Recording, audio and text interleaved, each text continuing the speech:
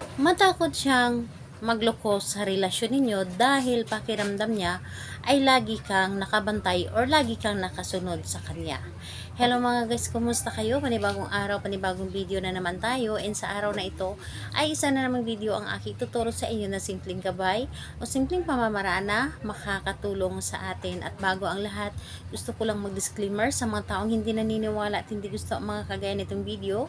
Please skip this video at maghanap kayo ng videos na gustong gusto nyo, dahil ang video na ito ay para lamang ito sa mga taong naniniwala and gusto mag-try.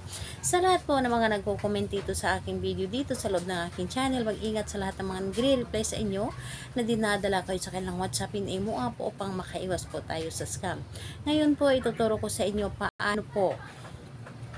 paano hindi magloko ang inyong relasyon.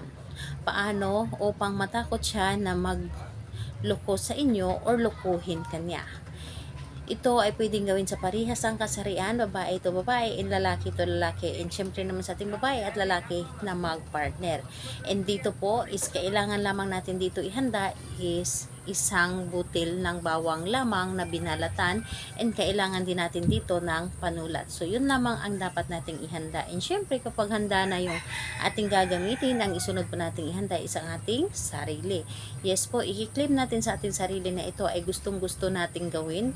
Ito ay para sa kanya, and kailangan na buo ang ating loob sa paggawa nito, at hindi tayo dapat na nagdoda o hindi tayo dapat na magdalawang isip sa paggawa nito. Kailangan po buo ang ating loob sa paggawa ng isang ritual para mas mabilis natin itong mapapagana. Ngayon, kapag ready ka na, ay pwede mo na itong umpisahan ang ritual. So, ang gagawin mo lamang dito, napakadali at napakasimple lamang sa isang bawang. Tulad po nito, ito ay binalatan na. And ito po ay lagyan mo ito ng mata, or mag-drawing po kayo ng mata. Mag-drawing kayo ng mata sa isang bawang, at kapag na-drawing nyo na yung mata dito sa likod, kung ano man yung pangalan niya at apelyido, isusulat po ninyo dito ang kanyang pangalan at apelyido ng taong inyong ginawan. Pagkatapos nun ay i-close nyo lamang ang inyong palad. I-close nyo at hilingin po ninyo dito lahat-lahat ang gusto ninyo.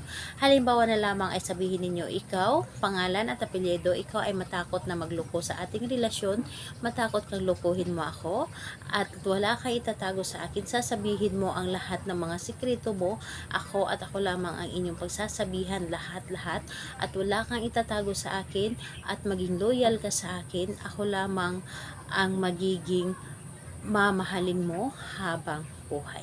So sabihin mo lamang dito lahat-lahat, dapat po ay positive yung mga sinasabi ninyo, at iwasan po ninyo na makabanggit kayo ng negative. And pagkatapos nito, yung bawang na ito ay saan po natin ito ilagay?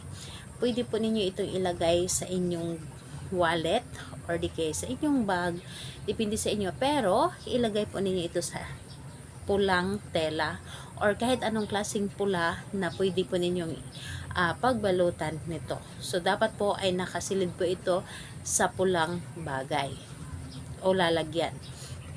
So ayun po, kapag na ilagay mo na ito, ang gagawin natin ito sa araw ng Tuesday and Friday, pero pwede naman sa ibang araw kung gusto po ninyo, kung buo po ang inyong loob at positive po ang nasa isip po ninyo, na para bang hinihila kayo na gawin ninyo ito. Salamat po sa inyo.